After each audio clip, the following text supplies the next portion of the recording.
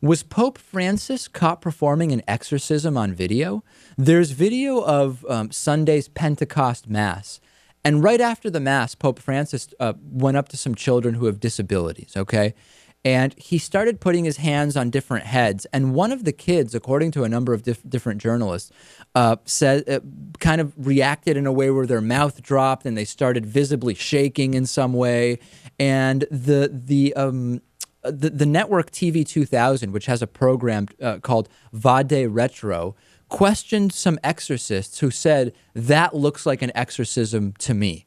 I'm going to play the video for you, and then we have reaction from the Vatican about this, and then we'll examine all the details. Take a look at this. And first of all, I want to mention the first kid he goes up to, this one, this is not the alleged exorcism. And you see all the people around getting very animated and agitated. It's the second individual here whose face is blurred, one hand on his head.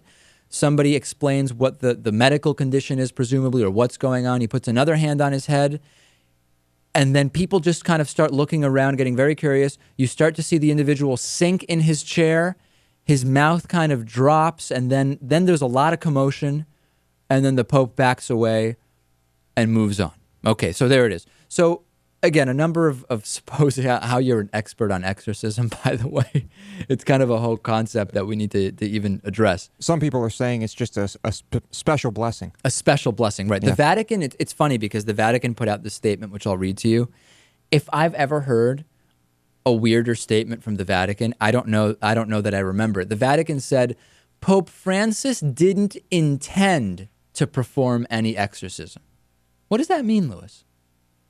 It was an accidental exorcism? I have no idea. I mean, I don't know what it means. It's not really a denial. Maybe it means the exorcism kind of developed organically just by Well, it's like maybe he, walked over to this person and realized that there was a demon in there. Right. And so immediately had to perform an emergency exorcism. The Vatican also said he did what he often does for the sick or suffering, which is he intended to pray for somebody who was suffering, who was presented to him.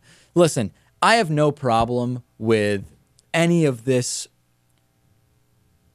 stuff being done if it really makes people feel better and if there's some kind of benign aspect to it. But we know that exorcism within the Catholic Church is something that hasn't been good for everybody, Natan. And the idea that the Pope, who is purportedly, not my words, but purportedly some kind of mainstream official doing what looks to be some kind of an exorcism, to me it's concerning. I don't like it.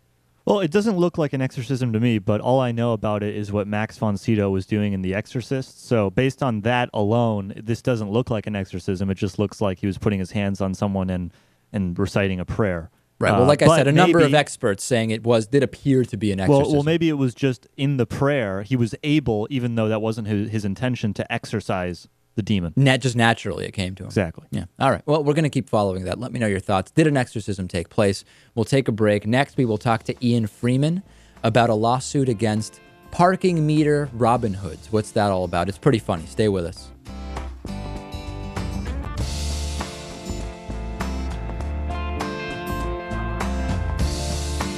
The David Pakman Show at davidpakman.com.